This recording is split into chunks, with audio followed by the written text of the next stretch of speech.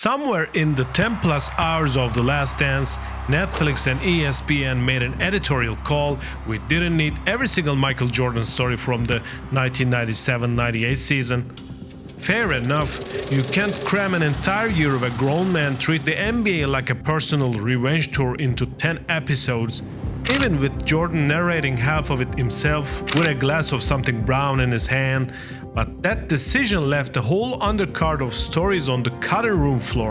Not the championship stuff, not the 6 rings or the shot over Byron Russell or the crying in the hotel room stuff, the other stuff, the pettier stuff, the stuff where he is just quietly ruining somebody's week because they looked at him wrong 2 months earlier and he never ever forgot it. I was on that documentary as well. You can see my name on that first name at the special thanks section. I helped them to make this documentary with some guidance and providing archive material, so I know what they included and what they don't. That is the video. Stories from the 97-98 season that either got cut entirely or got a 5-second mention before The Last Dance moved on to something more important. Get comfortable. And if this is your first time here, subscribe because this is basically the whole channel. It was one of those epic Barkley versus Jordan nights, and Sir Charles loved to talk. This wasn't new between them. Rewind to Game 2 of the 1993 finals when both of them dropped 42 points in the same game. One of only 2 times that's ever happened in finals history. By January 1998, though, this wasn't a finals rematch anymore. It was 2 future Hall of Famers who barely guarded each other directly, trading verbal jabs because that is about all that was left of it. Both still had huge games. Jordan scored 45, Barkley put up 35 points and 14 rebounds. Barkley threw a nasty looking shoulder into Jordan late in the 3rd quarter. Not exactly friendly stuff. An elbow here, a forearm there, now a bump, then a gentle push, and then there was the technical Barkley picked up after telling officials they shouldn't be afraid to call a foul on Jordan just because he is Jordan, implying MJ got preferential treatment from the referees. That is a foul. I know he's Michael Jordan. And that earns him the technical. Hey, that's a foul. I don't care if he is Michael Jordan now. Sir Charles carried on his old crusade against Jordan, getting the benefit of the calls. We are 2 brothers out there. Once we leave the court, none of it's taken personally, but out there, it is about getting any edge you can. We're best friends, but we play like enemies. I was trying to take his mind off the game, just like he was trying to do to our guys. There were a lot of gestures out there, but none of it took away our focus, which was win the ball game. Barkley, for what it's worth, still doesn't have a ring. Some rivalries you win just by outlasting the argument.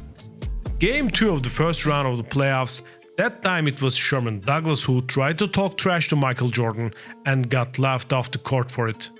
Douglas wasn't nobody either. The general, the all-time NCAA assist leader out of Syracuse, on his 5th team in 9 seasons by that point.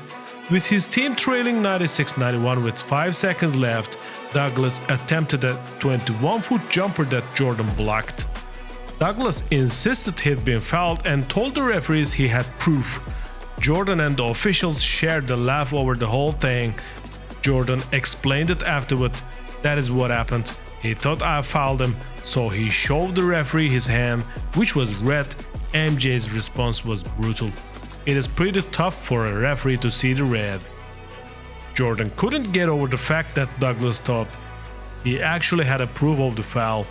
The Bulls swept the series 3-0. Douglas never got that possession back. Everybody from the era has one signature Jordan moment. Douglas got a highlight where the joke is entirely on him. 30 years before anybody had a word for meme. Game 3, Jordan's finals game at the Meadowlands, and he torched the Nets for 38. Nets coach John Calipari was left speechless. At 35 years old, playing Jordan was like playing blackjack against a dealer, and MJ was the house. Every one of his baskets came with real difficulty, since the Nets defenders were draped all over him, but every time New Jersey made a run, Jordan answered with a big shot. Feel for Kerry Kittles and Kendall Gill, who both took turns trying to guard him that night. Jordan didn't just torch the Nets, he stared them down too, turning to glare at New Jersey's bench at least a dozen of times, mostly locking eyes with Calipari. MJ didn't care for Calipari's sideline act, the screaming, the wild gestures, yelling at players after every single possession. Jordan hated it. His stare back was different, an in your face, dare you to look back kind of gaze. Calipari never returned it. There's one thing I never do as a coach, say anything to Michael Jordan. Not one word. If he wants to stare at me, I'm not going to say anything back. Jordan needled Calipari again after the game. I was really just watching him, seeing how much energy he puts into coaching, trying to pick up on what he's saying. It is pretty fascinating. I've never played against a guy who runs up and down the sideline that much, yelling and burning that kind of energy. I admire the players who deal with it every night. 13 months later, Calipari got fired 3-17 into a lockout-shortened season, 72-112 for his NBA career. He'd go on to win a national championship at Kentucky and coach 2 more decades of college ball. Getting stared down by Michael Jordan turned out to be the least of his problems that year. It just happened to be the one with the highlight reel. Jordan's farewell season opened on the road in Boston, October 31, 1997, and the Celtics pulled off the upset. Second-year forward Antoine Walker led the comeback with 31 points, and after a big shot, he started shimmying and dancing in celebration. Boston coach Rick Pitino remembers what happened next in the tunnel. Jordan chasing Walker down, screaming at him over and over, "Antoine, you won't be expletive dancing when you come to Chicago." Pitino had no idea what set it off until his assistant coaches explained it to him afterward. Walker had celebrated a little too much for Jordan's taste, and MJ took it personally right there in real time. He kept his word. The Bulls beat Boston 3 more times in that season, and Jordan dropped 29, 19, and 24 points in those meetings. In one of them, with Walker boxing out of Bulls teammate at the free throw line, Jordan called it before the shot even missed. "I am getting this rebound," and then got it. 4 days, 3 games, about as much as chaos as 1 week of an NBA season can hold, and it started quietly enough. December 27, 1997, Bulls vs Atlanta, Jordan dropped 47. Dennis Rodman going to war with Dikembe Mutombo and Crystal Leitner on the glass, grabbed 29 rebounds. Neither stat line made much of a dent in the wider Jordan legend, mostly because it was a random Saturday in the late December and nobody was watching closely enough to remember it. November 1997, Pippen was out and Jordan had to carry the entire offensive load against a Clippers team that would finish the season 17-65, one of the worst records in the league. This wasn't a measure and stick opponent. It was Jordan getting bored against a team with nothing to play for and deciding that wasn't going to be allowed to happen. He torched them for 49 points. It didn't start that way though. MJ walked off the court with his head down after missing 11 of his first 14 shots. It took time, but Jordan eventually took over. A hanging double clutch layup with 6 minutes left in the third quarter wowed the crowd and gave the Bulls a 56-52 lead. He took off in the fourth, scoring 11 of the team's final 13 points as Chicago erased a 5-point deficit in the final 5:26. Jordan scored Chicago's final 9 points of regulation, the last 4 points of the first overtime, and all 9 points of the second overtime, outscoring the Clippers 9-0 in that final extra period. He forced the second overtime with a jumper at 8.9 seconds left after missing 2 free throws, then got his own rebound and put in that shot because he had missed that free throw on purpose. Oh, you don't miss it on purpose, no. Jordan's free throw is no good. He gets it. Maybe he did. Maybe he's smarter than all of us. The question is, did Jordan miss that on purpose? Was he that good? He finished 13 for 19 from the line. Yes, he missed a free throw intentionally against the worst team in the sport. in double overtime in November. That is how good and how bored he was. Everything was fine when the Knicks visited the Bulls in December, until Jordan and feisty Knicks guard Chris Childs jostled for position on a rebound late in the fourth quarter. Childs took an elbow to the back of the head from Jordan and didn't let it slide. He threw the ball at MJ and got into it with him before being ejected for his second technical foul. No punches were thrown. Jordan was a superstar, and superstars get away with things like that. When you get an elbow to the head or the face, you can't just let it go, Childs said, insisting the retaliation was deliberate. Jordan maintained the elbow wasn't intentional, then went right back at Childs, rubbing up against him to make his point. Scottie Pippen tried to broker a handshake afterward. Childs refused it, told Jordan he'd see him back in New York instead. Childs has said since that he'd have been suspended himself if he would swung back. He was playing through his third concussion of the season at that time, and he's never really let it go. In a completely unprompted interview a few years back, he was still calling Jordan one of the dirtiest players who ever laced them up. Most guys move on. Childs decided the grudge was more fun to keep. The night in Atlanta was already special. Jordan played in front of the largest crowd in NBA history, 62,046 packed into Georgia Dome, breaking a decade-old record from a Pistons-Celtics game at the Point Exhibit Dome. 8,000 of those tickets went for $5 a piece with zero view of the court. Just two jumbotrons and sound of a crowd, with the money going to a tornado relief in North Georgia. Pippen set that one out with the flu, so Scott Burrell had to eat big minutes and dropped 18. None of that was the moment that stuck though. It wasn't the sweet reverse layup around Dikembe Mutombo, or the block on Allen Henderson, or the crossover into dunk on Steve Smith. It came with 1:29 left on the clock. At the line for his final free throw of the night, Jordan tossed it up with left-handed swish. He'd been talking with assistant coaches Tex Winter and Frank Hamlin in practice about shooting free throws lefty, and they told him he should try it for real. That night, he got his chance in what is widely believed to have been his final game in Atlanta as a Bull. Playing against Reggie Miller always drove Jordan nuts, but this time his frustration landed on Mark Jackson instead. What set him off was a blocking foul call on Jackson after MJ drove to the basket in the third quarter. Jackson had bumped Jordan after MJ picked off one of his passes to stop an easy layup. Already frustrated by the contact he'd been taking all game, Jordan bounced the ball off the back of the Jackson's head and picked up a technical. Reggie Miller rushed in to get between them. On Miller specifically, Jordan had said in a magazine piece that season, "I don't really dislike playing against anybody in the league, but playing Reggie Miller drives me nuts. It is like chicken fighting with a woman. His game is all flopping, don't touch him or it's a foul, but he's got his hands all over you the whole time." He'd point to the size gap too. Miller around 185 pounds, Jordan around 215. To explain why he had to pose carefully while Miller could hang all over him and rarely get whistled for it. Miller, for his part, has never exactly denied getting under Jordan's skin on purpose.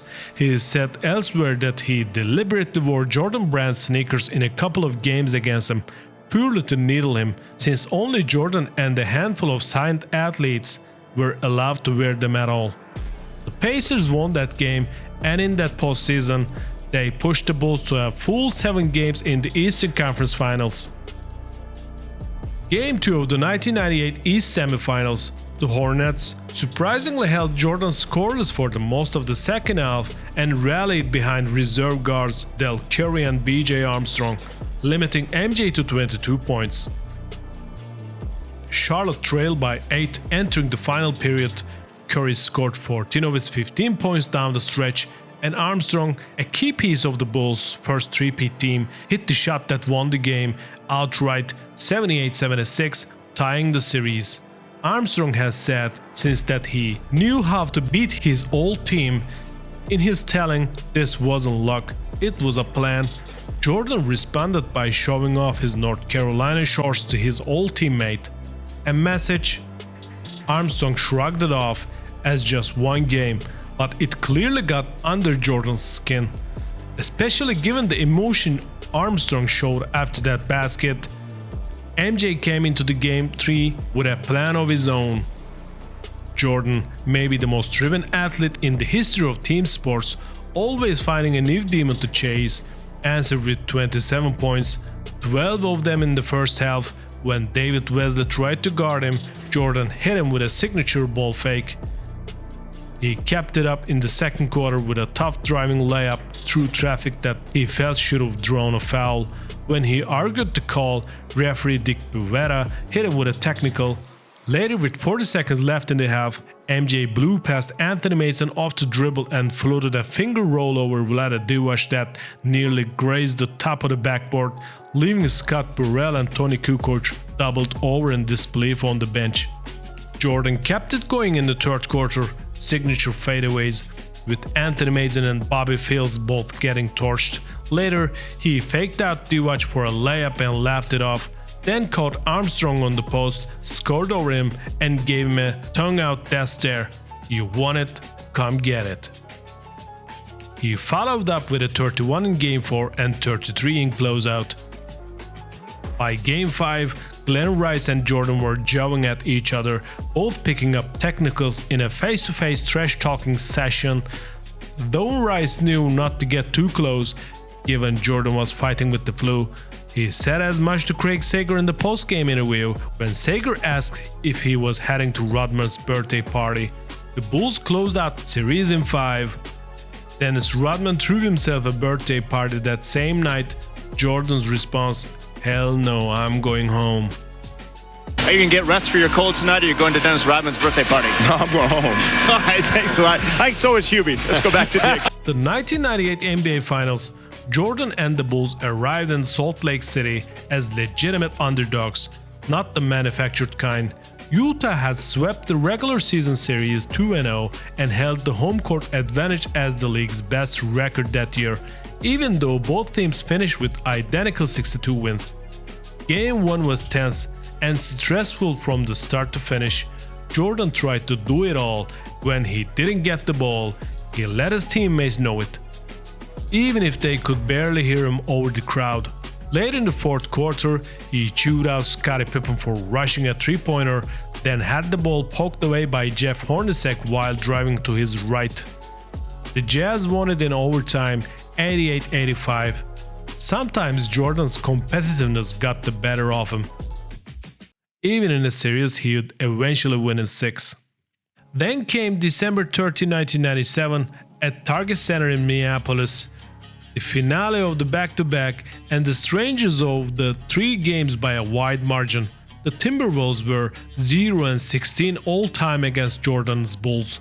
Chicago led 56-47 at the half. Then, during that half, someone called the arena switchboard claiming to be Jordan's brother Larry, saying their mother Dolores had been rushed to the hospital. Security relayed the message to Jordan at halftime. He spent the first 3 minutes and 14 seconds of the third quarter trying to verify it by phone before getting back on the floor, then missed all 5 of his shots that quarter. Minnesota outscored Chicago 52-39 the rest of the way. Behind Kevin Garnett, Stephon Marbury and Tom Gugliotta, the final score, Timberwolves 99, Bulls 95, Minnesota's first win over Jordan's Bulls ever. The caller was never identified and buried inside the same game, almost unnoticed. Jordan's 33 points that night gave him his 788th consecutive game in double figures, breaking Kareem Abdul-Jabbar's all-time record, meaning Jordan set a historic scoring streak record in the same game. A Hawks call about his mother rattled him out of a win. Asked about the Hawks afterward, he said, "It was one of those things that you don't want to just let it fall by the wayside. Anything can happen." A quieter one, but worth logging. April 3, 1998 at the United Center, Jordan scored 41 points against Minnesota. The Timberwolves again, oddly enough, the same team that had passed him 3 months earlier, and crossed 29,000 career points along the way, one of only a handful of players in league history to reach that mark. This one actually starts a year earlier, Game 4 of the 1997 Eastern Conference Finals. Bulls up 3-0 on the verge of a sweep, and Jordan had one of the worst shooting nights of his career, 0 for 11 to start, 9 for 35 for the game. Voshon Lenard was guarding him and was convinced he had something to do with it. Miami won that game, 87-80, to avoid the sweep. The Bulls closed the series out in Game 5 anyway, but Jordan never got to settle the actual score. That took another year. Lenard sealed his own fate in January 7, 1998. The Heat blew the Bulls out in Miami 99-72, Chicago's worst loss of the season. And once the game was decided, Lenard talked trash to Jordan on his way past.